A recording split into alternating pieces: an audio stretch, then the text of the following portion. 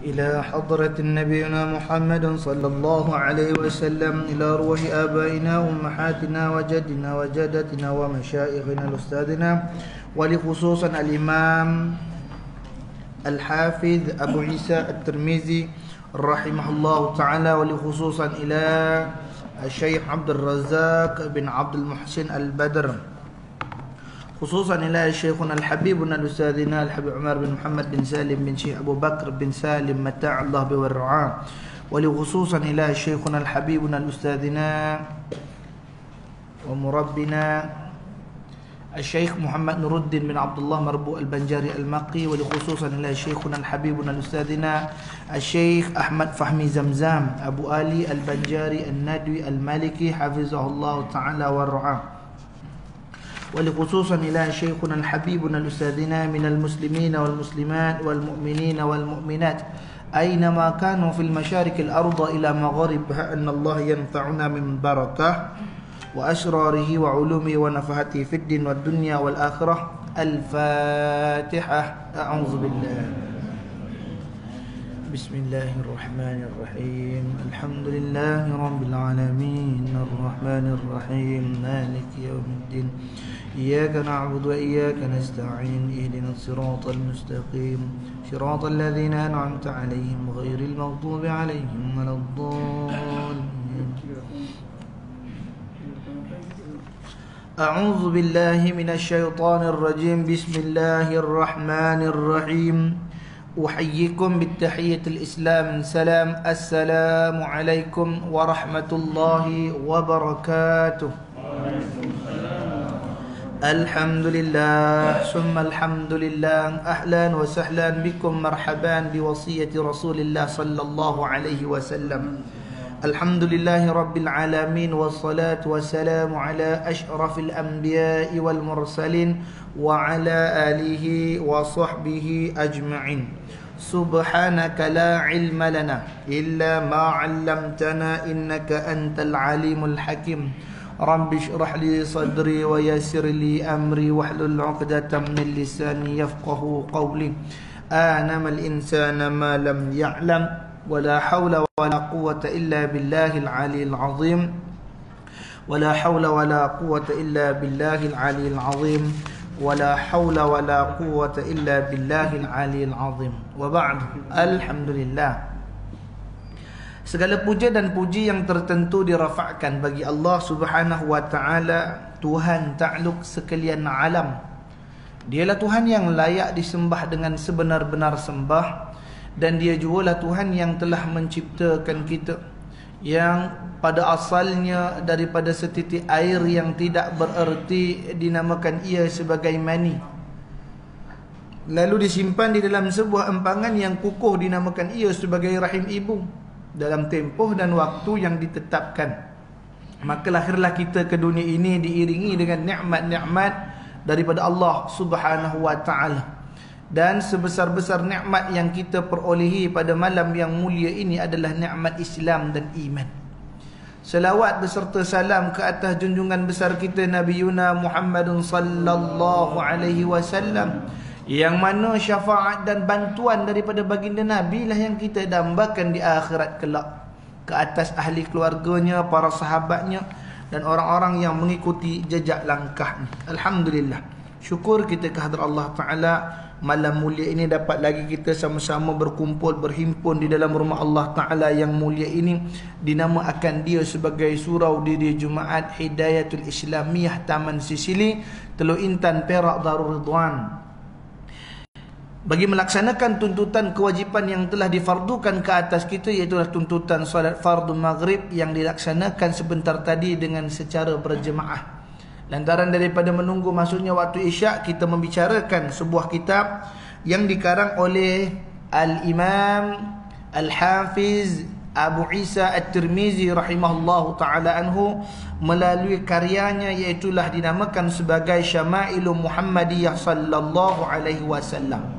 Dan pada siri lalu telah kita membicarakan lebih meluas berkaitan tentang harta peninggalan baginda Nabi sallallahu alaihi wasallam dan perebutan, bukan kita katakan perebutan, persalahfahaman di antara Sayyidina Abbas dan juga Sayyidina Ali karamallahu wajha kepada Sayyidina Umar Al-Khattab radhiyallahu an dalam pembahagian tanah Fa'i, iaitu tanah yang dikurniakan oleh Allah Ta'ala kepada baginda Nabi SAW. Tapi rupanya kita tertinggal suatu hadis lagi pada hadis ke-389 sebelum kita masuk kepada bab yang ke-56. A'udzu billahi minasyaitonir rajim. Bismillahirrahmanirrahim. Qala al-musannif rahimahullahu ta'ala wa bi'ulumihi fi kitabihi wa nafa'ani fid darainil amin. Kata pengarang kitab rahimahullahu ta'ala, Haddatsana Muhammad ibn Bashar qal haddatsana Abdul Rahman ibn Mahdi qal haddatsana Sufyan an Asim ibn Bahdalah an Zirri ibn Hubayshi an Aisyah radhiyallahu anha qalat ma taraka Rasulullah sallallahu alaihi wasallam dinaran wala dirhaman wala syatan wala ba'iran. Qala wa ashukku fi abdi wa amati.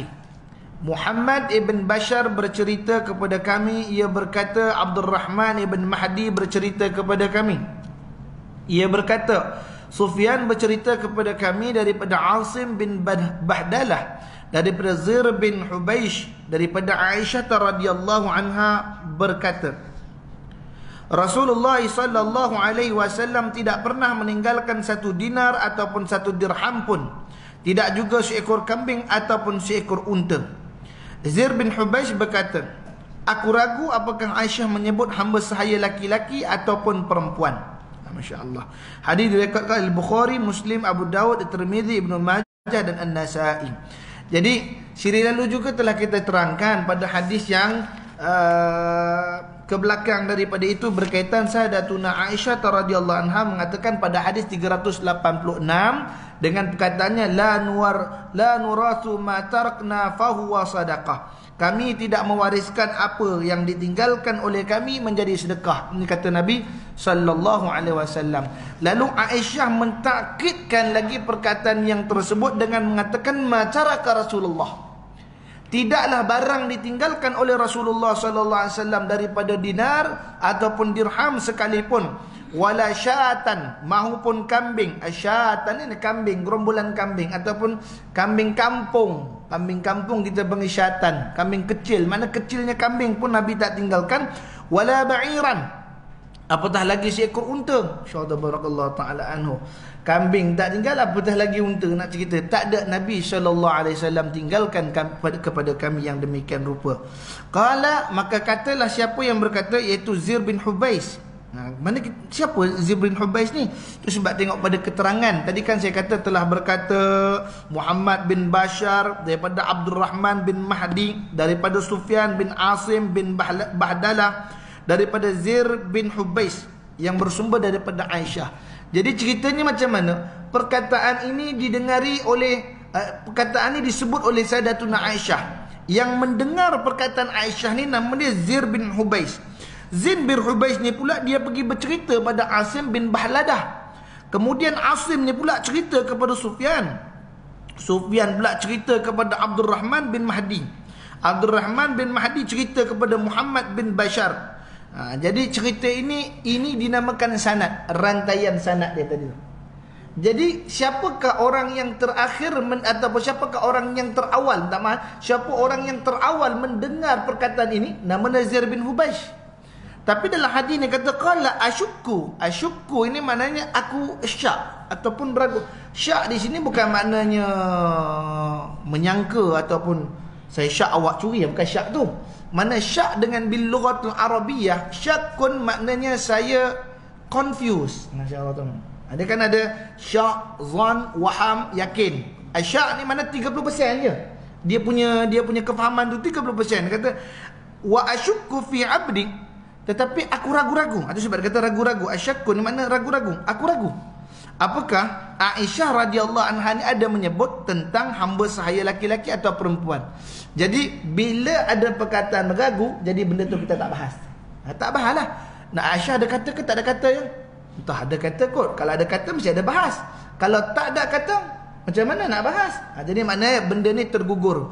Yang nak bahas tentang harta Nabi SAW, Nabi tak tinggal apa-apa pun. Kambing pun Nabi tak tinggal, apa nama unta pun Nabi tak tinggal, apa nama orang pun Nabi tak tinggal. Yang kita tahu Nabi tinggalkan apa? Bagal dan juga barang perang. Yang nama bagal tu telah kita bahas 2 minggu kita bahas cerita dul-dul. Syukur barakallahu taala. Bagal tu namanya dul-dul. Jadi habis cerita tentang babu majaa, barang yang telah datang pada menceritakan tentang harta peninggalan Nabi sallallahu alaihi wasallam.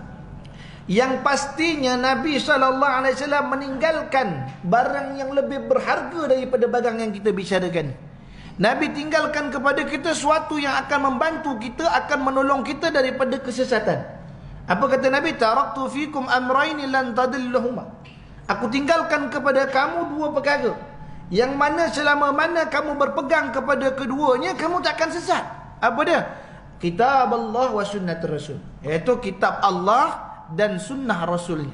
Dalam hadis yang lainnya kata taraktu fikum amraini, aku tinggalkan kepada kamu 2 perkara yang selama mana kamu mengikuti kepada keduanya, kamu tak akan sesat. Apa dia? Yang pertama kitab Allah, yang kedua ahlil baiti, dan ahli keluarga ku, kata baginda Nabi. Ahli keluarga di sini maksud apa? Kita dah bahas kalimat wa alihi, iaitu orang-orang yang mencintai baginda Nabi sallallahu alaihi wasallam. Itu ahli ilmu. Ada yang demikian rupa. Wa qala asyukku fi abdi, maka aku ragu-ragu apakah Aisyah ada menyebut tentang budak ataupun budak lelaki ataupun budak perempuan. Maka kita tak bahas yang itu kerana benda ragu. Masyaallah tabarakallah taala. Dan yang mafhum paling jelas sekali daripada hadis yang direkodkan di dalam kitab kitab Al-Awsat, iaitu Al-Imam At-Tabari menceritakan pada hadisnya kitab Mu'jam Kabir pada hadis bernombor 402. Barang peninggalan yang paling sahih ditinggalkan oleh baginda Nabi sallallahu alaihi wasallam. Apa hadis dia? Kata disebut dalam hadis itu, annahu marra bisukin Madinah fawaqafa 'alaiha faqala ya ahli suqi ma a'jazakum. Qalu madza dha ya Aba Hurairah? Qala dzaka mirathu Rasulillah sallallahu alaihi wasallam yuqsamu wa antum hahuna la tazhabuna fata'khuzuna nasibakum minhu. Qalu wa aina huwa? Qala fil masjid. Fa kharaju sira'an ila al masjid wa waqafa Abu Hurairah radhiyallahu anhum lahum hatta raja'u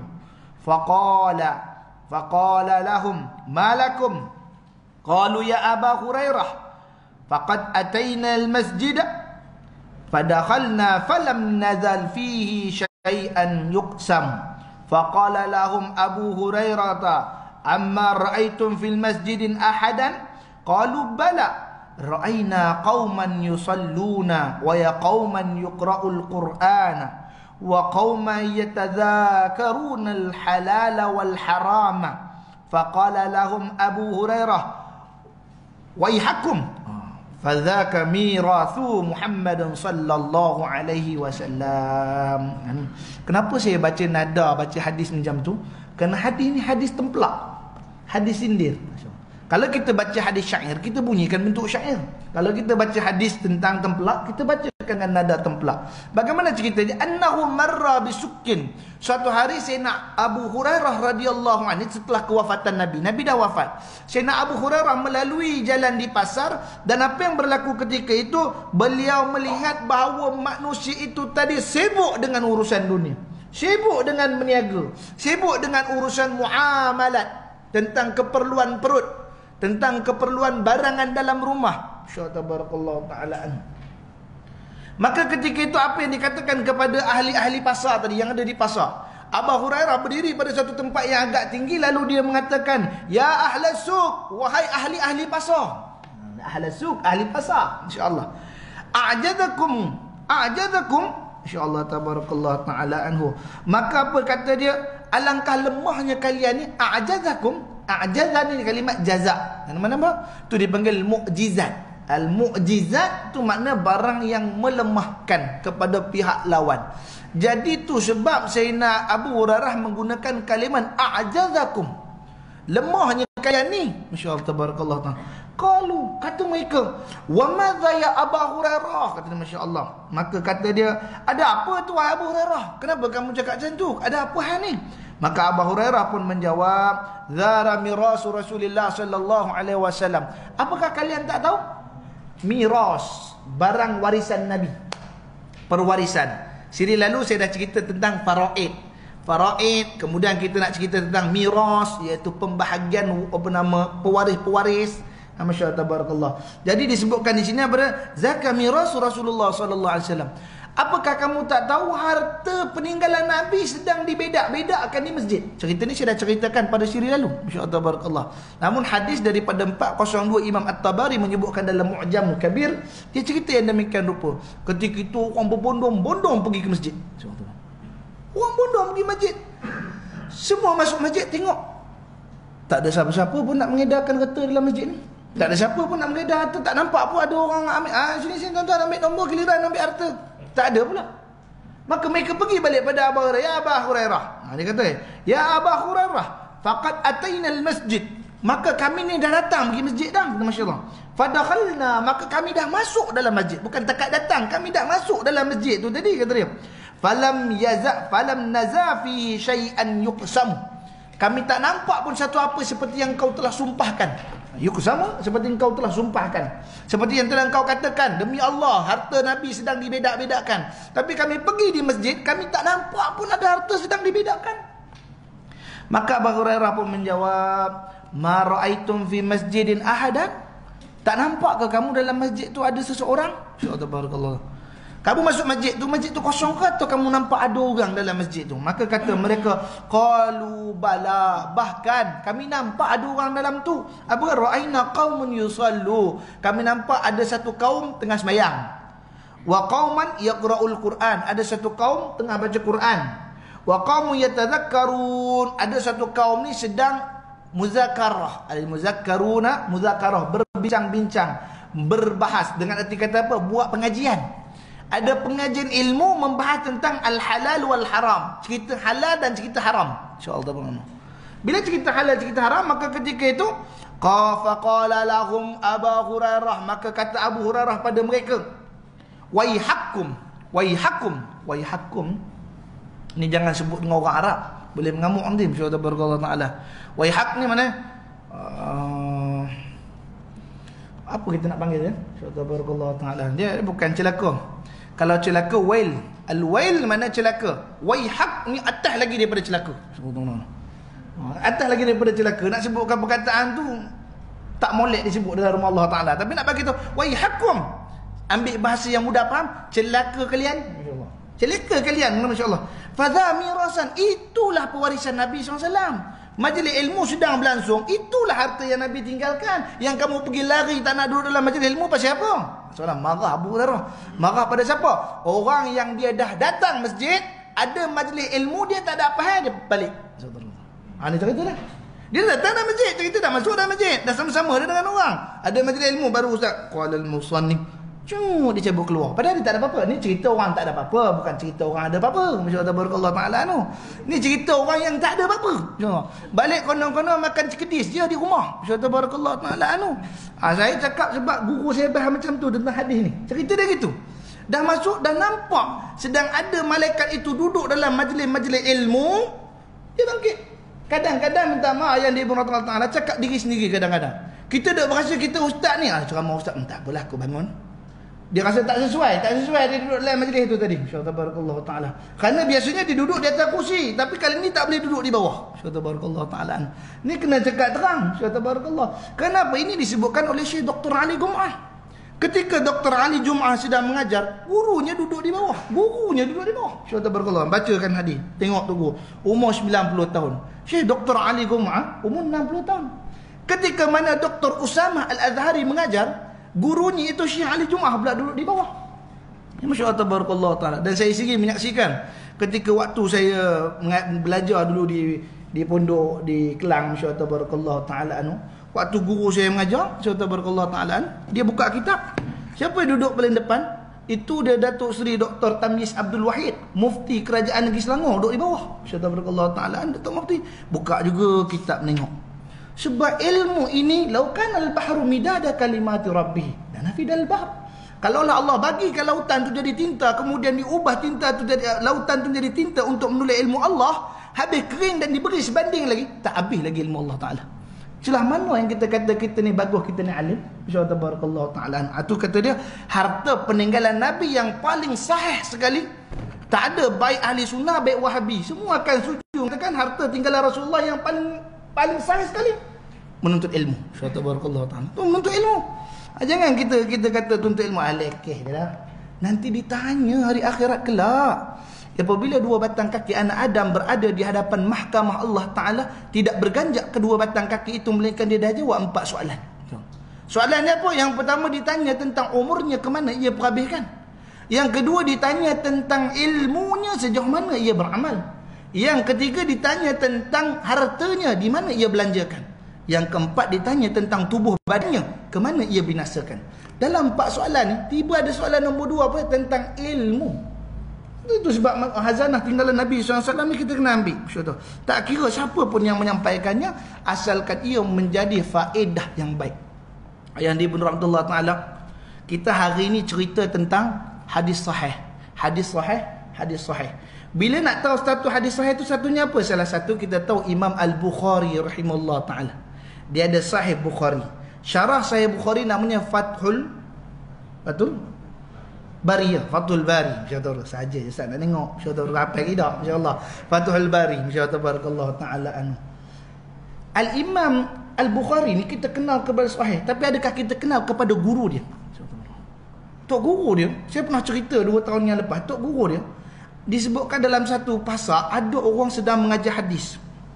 Bila mengajar hadis, ada satu orang laki-laki ni, kata kita orang lelaki yang tak tentu arah, insyaAllah. Dia berjalan, dia ni kaki arak, dia kaki perempuan, gedebe, gangster, insyaAllah Barakallahu ta'ala. Ketika dia mabuk, ketika itu dia pun datang ke dalam majlis hadis tadi. Hadis di Mesir ni dia baca kadang-kadang kat pasar. Tok guru dia bukan ngajar di masjid je, kadang di pasar dia meniaga. Bila dia meniaga, orang datang nak ambil berkat ngaji. Di Malaysia pun ada orang begitu. Siapa dia? Maulana Husin. Maulana Husin dia meniaga roti canai di Kelantan sana. Kalau orang nak ambil ilmu dia, orang pergi duduk di kedai dia sambil menebar roti canai mengajar hadis. Masya-Allah Barakallahu ta'ala, masya-Allah. Belakang banyak kita hadis. Masya-Allah Barakallahu ta'ala anhu. Nak sebutkan gitu. Dia nak cerita ni, ada satu laki-laki mabuk dia datang. Masya-Allah. Bila dia datang kepada majlis tadi, kebetulan tok guru habis baca hadis. Muttafaqun alaih, kata habislah. Sadaqa Rasulullah sallallahu alaihi wasallam, hadis habis. Dia pun baru sampai ke depan. Dengan mabuk-mabuk dia, "Syekh, marratain." Marratain, ulang balik aku nak dengar. Ulang, dia depan dengan tok guru tu duduk ni depan-depan. Ulang balik Syekh. Syekh tu tak mau ulang. Syekh tu tak mau ulang. Kita mau ulang insya-Allah Barakallahu ta'ala. Syekh, ulang balik Syekh, masya-Allah Barakallahu ta'ala anhu. Berikan aku satu hadis, aku nak dengar hadis, kata. Syekh tu tak nak baca. Masya-Allah Barakallahu ta'ala. Syekh kata aku takkan baca hadis di depan satu orang pemabuk yang minum arak kemudian datang dengan bau arak. Kau datang dalam keadaan kotor, dalam keadaan bau arak, macam mana aku nak bacakan hadis depan seorang yang sedang minum arak? Dia pegang ni baju Syekh tu, dia cekaknya jubah Syekh tu. Orang ramai dah kenal ni gangster besar, jangan cari pasal, kata masya-Allah Barakallahu ta'ala. Dia cekak ni, dia keluarkan pisau. Syekh, kau baca tak? Kalau kau tak baca, aku rodok perut kau dengan pisau ni. Kau baca juga. Kalaulah ada di sini ni, dengan wallahu ta'ala alam. Ustaz, sambung lagi tak? Pukul 10 bagi perhabisan. Nanya kita tu masya-Allah Barakallahu ta'ala. Ini kita anggap orang tak berguna ni tadi, dia cekak leher Syekh tadi dengan bajunya, dia acuh pisau. Syekh, bacakan hadis tadi. Kalau kau tak baca, aku tikam kau, masya-Allah. Syekh tu membaca hadis. Apa kata Syekh tu? Qala Nabi sallallahu alaihi wasallam, dibacakan dia punya jalan tu, Nabi kata barang siapa yang sudah tidak punya rasa malu, dia akan melakukan sesuka hatinya. Insya-Allah. Bila siapa yang tak ada rasa malu, dia akan buat benda sesuka hati dia. Dia rasa tak ada siapa kawan dia, insya-Allah. Ketika tu Syekh kata pemabuk tadi, Syekh, engkau baca hadis ni ke engkau reka-reka? Ini hadis Nabi ke engkau reka ni, kata masya-Allah. Aku baca hadis, kata rekan. Ulang balik. Kalau ulang balik perkataan ni samalah. Ulang balik kata. Kalau kau tak ulang kena kau. Dia pun baca-baca sana, dia kata, barang siapa yang sudah tidak punya rasa malu, pasti dia akan melakukan segala perkara yang dia sukai. Ketika tu pisau tadi jatuh pisau tadi ditunduk. Syekh, kata dia, kau tahu tak, hak Nabi cakap tu aku. Yang Nabi cakap tu lah aku, kata Nabi. Kerana hilangnya rasa malu aku berbuat suka hati aku boleh pergi main perempuan, aku boleh berjudi, aku boleh membunuh, aku boleh suka hati aku.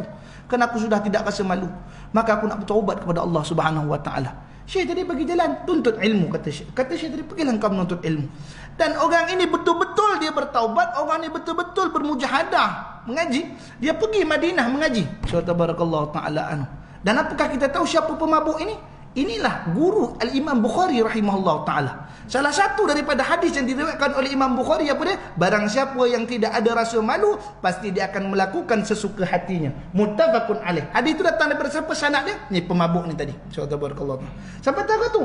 Sehina manusia pada pandangan manusia, bila dia ada ilmu, Allah angkat, yarfa'ullahu darajah. Ilmu tadi yang mengangkat darajat manusia. Tabarakallahu ta'ala anhu. Taib. Jadi habis harta pewarisan Nabi, kita masuk bab yang ke-56. Kalau tak masuk bab 56 ni, tak merasa makan kambing hujung tahun ni, tuan-tuan. InsyaAllah. Amin, insyaAllah. Bismillahirrahmanirrahim. Bab yang ke-56. Babu ma ja'a fi ru'yat Rasulillah sallallahu alaihi wasallam. Bab ke-56, bab barang yang telah datang pada menceritakan tentang melihat Rasulullah sallallahu alaihi wasallam dalam tidur. Al-ahlam. Ahlam tu maknanya tidur, ahlam tu maknanya mimpi. Tapi ini bukan cerita tentang ahlam, ini cerita tentang ru'yah. Ru'yah ni makna melihat dalam mimpi. Tu ada setengah orang kata perubatan Islam, kita ru'yah kata dia. Ar-ru'yah tu melihat. Dia kata ra'ya ru'yah. Tabarakallah. Ru'yatul Rasulullah sallallahu alaihi wasallam. Hadis ke-390. Abdullah bin Mas'ud melaporkan,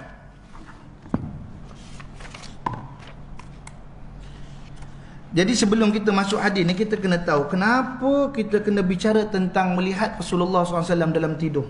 Dan kenapa Al-Imam Tirmizi rahimahullah ta'ala meletakkan cerita tentang melihat Nabi dalam tidur ni pada bab yang terakhir sekali dalam Syamil Muhammadiyah sallallahu alaihi wasallam. Di antara sebabnya disebutkan di sini bahawa dia katakan ini adalah dengan bab ini untuk menegaskan terkaitan antara pengetahuan terhadap Syamil Muhammadiyah sallallahu alaihi wasallam dan mimpi melihat Rasulullah. Kita dah mengaji tentang Syamil Muhammadiyah ni. Kita dah tahu tentang sifat dan perwatakan baginda Nabi sallallahu alaihi wasallam ini tadi. Maka biasa keadaannya itu ada orang yang dapat memimpi ataupun melihat sesuatu daripada mimpinya dengan apa yang didengar pada siang harinya. Kebiasaan begitu. Kalau siang tadi sibuk bekerja dan sebagainya, sampai termimpi-mimpi, kata Masya Allah. Ada orang yang rindu kemudian termimpi-mimpi. Jadi Al-Imam At-Tirmizi rahimahullah ta'ala katakan, sesungguhnya dia bahaskan cerita tentang mimpi melihat Nabi SAW ini. Siapa yang tidak mengetahui syama'ilun Nabi SAW dan sifat-sifat fizikal Nabi SAW, maka ia tak mungkin dapat memastikan bahawa yang dilihat dalam mimpi itu ialah Rasulullah. Masya Allah. Tak pernah mengaji bab tentang Rasulullah, tak pernah tahu kulit Nabi lagu mana, tak pernah tengok rambut Nabi, tiba-tiba malam mimpi kata saya jumpa Nabi SAW dalam mimpi. Tak kena. Imam Tirmizi kata tak kena. Itu sebab dia meletakkan bab tentang mimpi jumpa Rasulullah SAW duduk di belakang. Dan kenapa cerita mimpi? Diasbabkan kerana mimpi itu juga adalah salah satu sebab untuk tandanya dewasa seseorang. Itu sebab dalam matan Abi Sujah, dalam kitab apa nama Safinatun Najah karangan Syekh Salim Sumair Al-Hadrami rahimahullah ta'ala, apa dia katakan dalam bab alamatul bulugh? Alamatul bulugh salasah. Tanda-tanda dewasa tu ada 3. Tanda dewasa ada 3. Masya-Allah. Yang pertama ahlamun. Bermimpi seronok kata orang. Mimpi hingga keluar air mani. Tu tanda dewasa. Yang kedua, cukup umur 15 tahun. Ni masalah fiqh Imam Syafi'i. Jangan kita kata, ustaz, saya dengar 18. Ya, 18 pun ada, tapi itu Imam Malik rahimahullah ta'ala. Al-Imam Syafi'i kata, apabila tamamun 15 sanawat. Apabila cukup umur dia 15 tahun. Apabila yang ketiga apa dia? Tanda balik yang ketiga, apabila keluar haid bagi seorang perempuan ketika umurnya 9 tahun. Orang perempuan paling awal keluar haid umur 9 tahun. Kalau umur 8 tahun keluar haid, itu bukan darah haid, insya-Allah. Itu sebab perbahasan haid ni kena cerita, insya-Allah barakallahu taala. Baik, cerita tentang mimpi. Kita pun tanya dekat sekolah, budak tingkatan 4. Budak tingkatan 4. Siapa lagi belum balik kat sini? Kata insya-Allah. Angkat tangan insya-Allah. Yang tu pun budak pun angkat tangan. Ngapa awak belum balik lagi? Belum mimpi ustaz, kata insya-Allah. Belum mimpi. Baik, dia salah satu. Kalau dia tak bermimpi, dia mesti cukup umur 15 tahun. Ada orang yang dia akil balik awal umur 12 tahun dia dah akil balik. Tak cukup umur 15 tahun, tapi dia dewasa pada umur 12 tahun. Ada orang pula yang dia tak pernah mimpi seronok, dia tak pernah tadafa'ul mani, tak pernah keluar air mani, kemudian cukup umur 15 tahun. Jadi dewasanya itu bukan disebabkan mimpi, tapi dewasanya sebab cukup umur. Ni macam tu. 15 tahun dah cukup umur. Jangan kata anak saya tu budak-budak lagi ustaz, belum balik lagi. Berapa umur dia? 17 dah ustaz. 17 belum dewasa. Dewasa dia kerana umur. Dari salah yang pertama tadi apa? Alamatul bulugh bi ahlami, dengan sebab mimpi. Baik. Itu sebab mimpi diperbahaskan juga. Baik. Haddatsana Muhammad ibn Bashar qala haddatsana Abdul Rahman ibn Mahdi qala haddatsana Sufyan an Abi Ishaq an Abi Ahwasi an Abdullah bin Mas'ud radhiyallahu anhu 'anil Nabi sallallahu alaihi wasallam qala ma rani fi manami faqad rani fa inna syaitana la yatamassalu bih. Muhammad ibn Bashar bercerita, Abdul Rahman ibn Mahdi bercerita kepada kami, ia berkata Sufyan bercerita kepada kami dari Abu Ishaq, daripada Abu Ahwas, daripada Abdullah bin Mas'ud radhiyallahu anhu melaporkan Rasulullah sallallahu alaihi wasallam mengatakan, sesiapa yang dapat melihatku di dalam tidurnya, sebenarnya ia memang sudah melihatku, sebab syaitan tidak dapat menyamar menjadi aku. Jadi ini perkataannya, syaitan itu tadi jelas tidak boleh menyerupai baginda Nabi SAW. Bahas Tok Guru kita macam mana syaitan ni bila dia merubah diri dia jadi Nabi SAW, dia akan dapat satu risiko wabah untuk diri sendiri. Dia kena penyakit.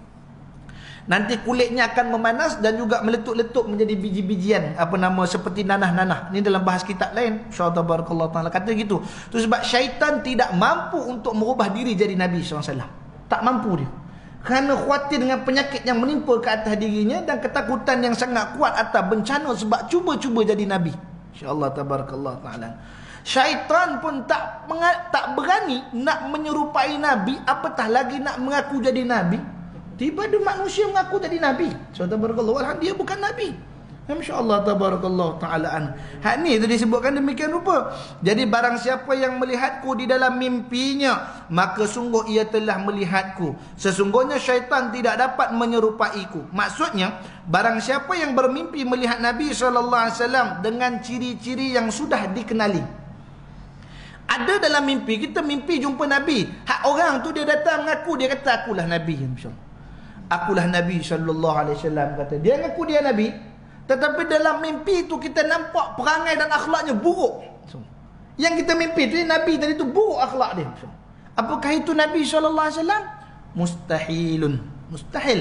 Kerana baginda diri Nabi SAW kita kenali daripada mimpinya, bahkan wajah yang cantik, yang bersih, bahkan akhlak tutur Nabi itu sempurna. Tabarakallah ta'ala anhu.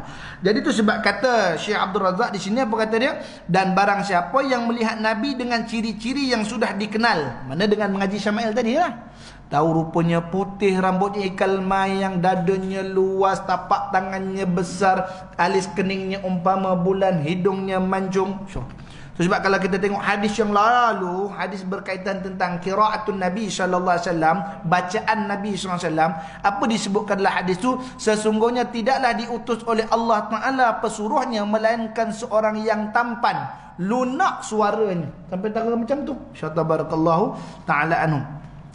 Bukan dengan bentuk fizik yang lainnya. Maknanya nampak tak teli. Hadis cerita Nabi ni baik, tapi bila dalam mimpi kita tengok, buruk perangai Nabi, tak sama. Maka yang itu apa kata dia? Yang sangat berbeza daripada sifat Nabi SAW. Maka itu adalah syaitan. Dan syaitan itu berkata, sesungguhnya aku adalah Rasul. Dan syaitan selama-lamanya tidak mungkin menemui orang di dalam mimpinya dengan bentuk fizik Nabi kita.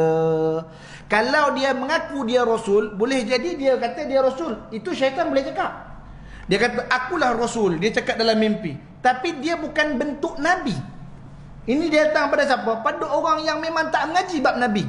Kena kelentong habis-habis dengan syaitan dalam mimpi. Syaitan kata, akulah Nabi. Padahal datang muka tu muka ala-ala orang Meksiko je. Syaitan barakallahu ta'ala, Masya Allah. Ya, kenapa saya sebut orang Meksiko? Orang Meksiko kan rambut ikal mayang. Orangnya tegap. Syaitan barakallahu ta'ala. Maka datang tu hanya pengakuannya Nabi, tapi orang yang mimpi tadi tak pernah belajar tentang sifat Nabi. Dan bila seseorang itu, ni kata guru kami, Masya Allah, bila seseorang itu mimpi bertemu Nabi, tidak boleh dia mengatakan dia mimpi jumpa Nabi, melainkan mimpinya itu telah ditahirkan oleh 3 orang syekh. Masya Allah. Datang dengan syekh ni, dia cerita, ya syekh, aku mimpi begini-begini Rasulullah SAW. Rupanya begini-begini. Hingga Nabi kata, hadha sahir Rasulullah SAW. Itu Rasulullah. Jumpa syekh kedua. Maka cerita pada syekh kedua, aku mimpi begini. Syekh itu kata, hadha sahir Rasulullah SAW. Jumpa syekh yang ketiga. Gini. Kata syekh, tak, itu bukan Rasulullah. Belum kuat lagi. Kena cari orang ketiga lagi. Kata orang yang keempat pula kata, sah Rasulullah. Maka baru boleh kata, saya pernah mimpi jumpa Rasulullah. Hatta kata tu kena dapat pengesahan daripada dan 3 orang syekh ni siapa? 3 orang syekh ni pula kata guru kami, syekh yang pernah mimpi jumpa Rasulullah.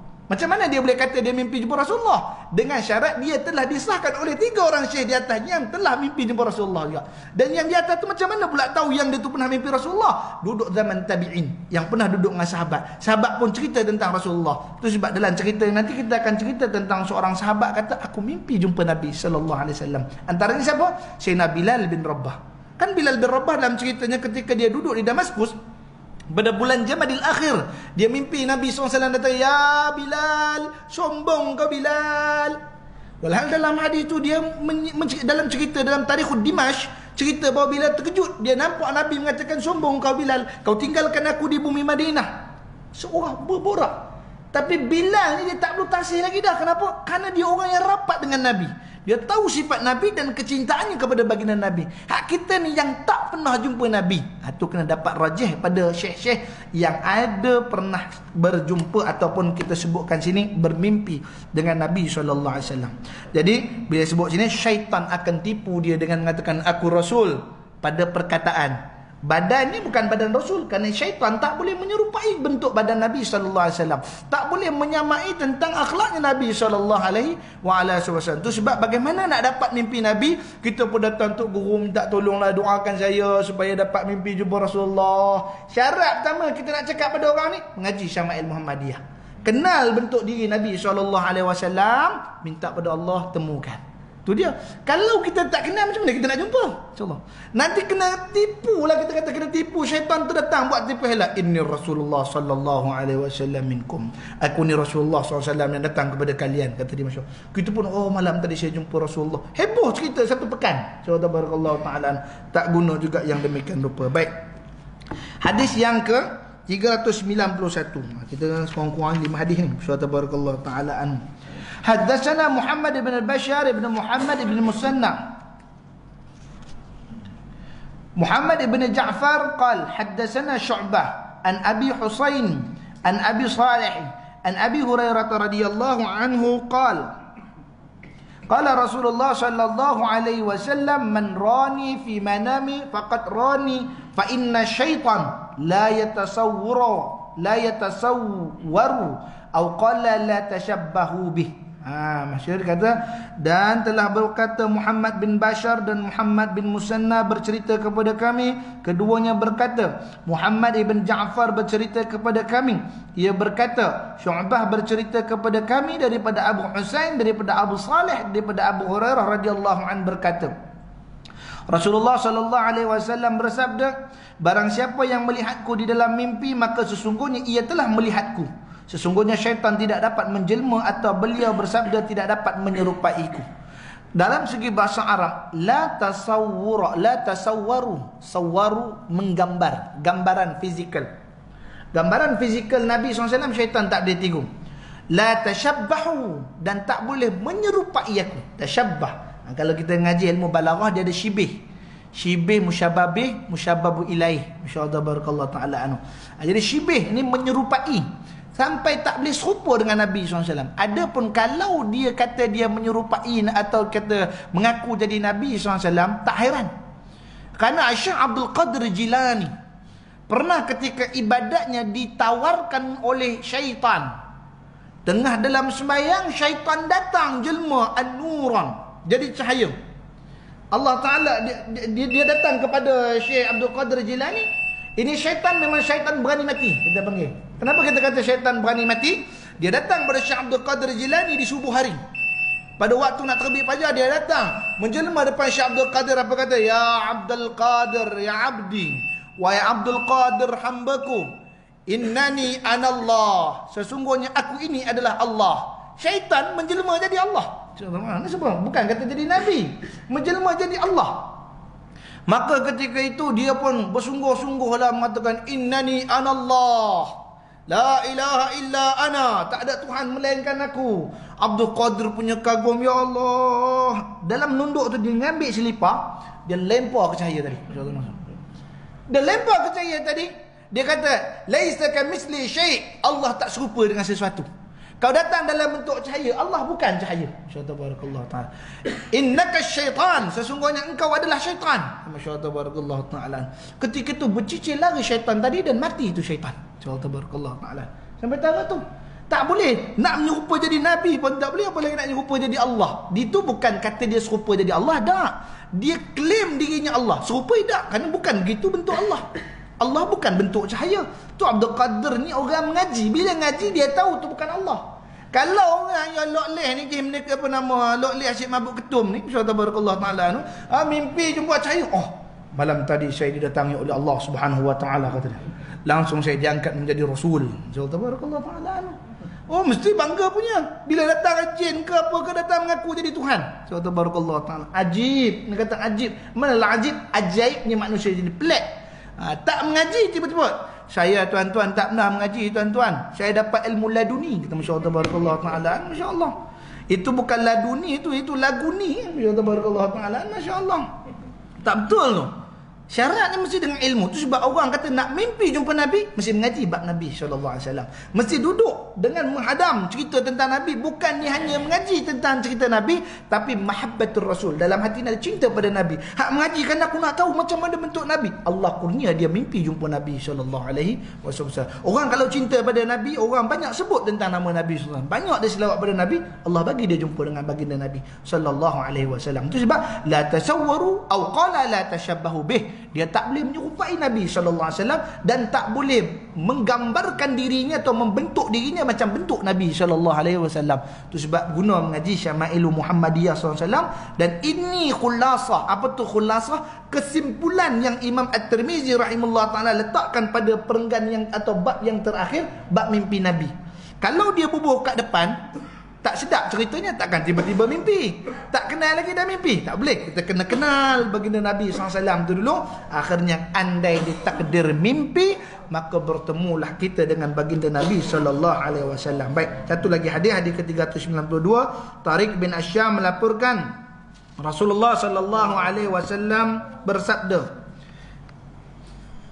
"Marani fi manami faqat rani." Siapa yang melihatku dalam tidurnya, sebenarnya dia melihatku. Jadi hadis ni cerita tentang makna yang sama. Tiga hadis ni cerita tiga ni hadis yang sama tentang cerita melihat baginda Nabi sallallahu alaihi wa ala alihi wasallam. Baik, hadis 393. Abu Hurairah radhiyallahu anhu melaporkan Rasulullah sallallahu alaihi wasallam berkata, "Man rani fi manami faqad rani, fa inna syaitana la yatamassaluni." Qala abi fahaddastu bihi Ibnu Abbas, faqultu qad ra'aituhu fadhakartu Hasan bin Ali, faqultu syabbahtuhu bihi, faqala Ibnu Abbas innahu kana yushbihuhu. Qutaibah Ibn Sa'id bercerita kepada kami, ia berkata Abdul Wahid bin Ziyad bercerita kepada kami dari Hashim bin Qulaib, ia berkata ayahku bercerita kepada aku. bahawa ia mendengar Abu Hurairah radhiyallahu an mengatakan, Rasulullah sallallahu alaihi wasallam pernah bersabda, sesiapa yang dapat melihatku dalam tidurnya, sebenarnya dia memang sudah melihatku, sebab syaitan tidak dapat menyamar jadi aku. Kulayb berkata, aku sampaikan hadis ini kepada Ibnu Abbas dan berkata, aku pernah melihat Rasulullah sallallahu alaihi wasallam dalam mimpi.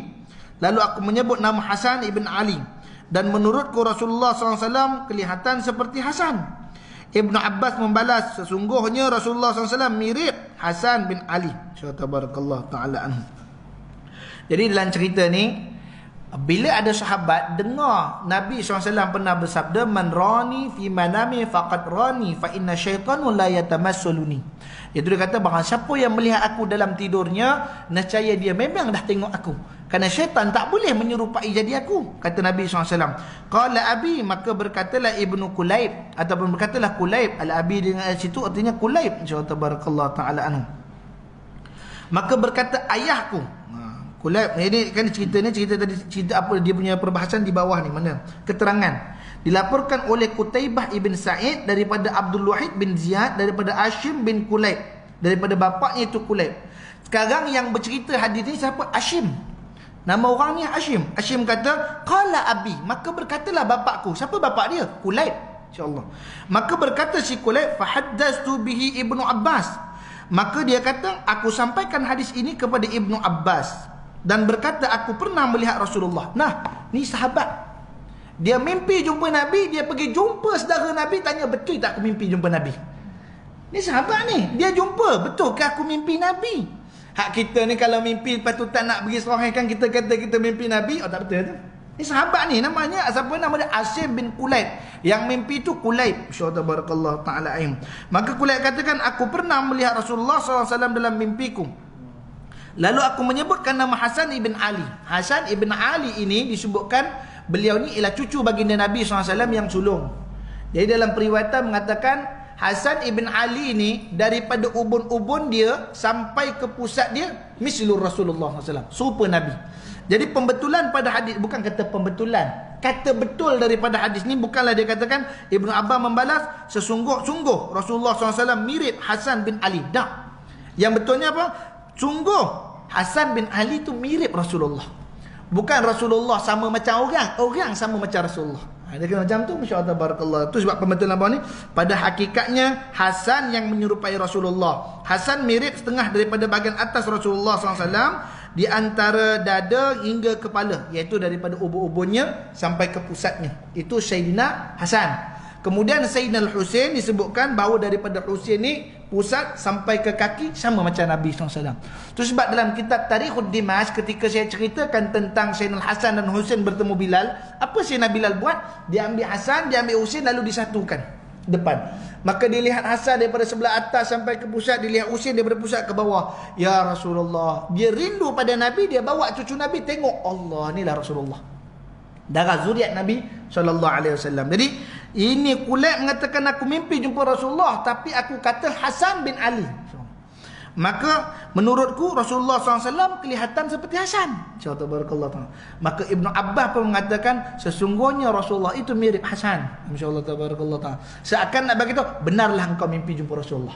Macam tu nak katakan, benar engkau mimpi jumpa Rasulullah, kerana gambaran fizikal yang kau sebut tu serupa dengan apa yang ada pada diri baginda Nabi sallallahu alaihi wasallam. Itu sebab kata dengan mengaji tadi, bahawa kita kenal macam mana rupa bentuk baginda Nabi SAW. Ini mungkin Kulayb ni, dia tak hidup zaman Nabi, dia hidup zaman sahabat. Dia pernah nampak Sayyidina Hasan, itu je. Dia tak nak nampak Nabi, tapi bila dalam mimpi dia kata, aku nampak orang macam Sayyidina Hasan.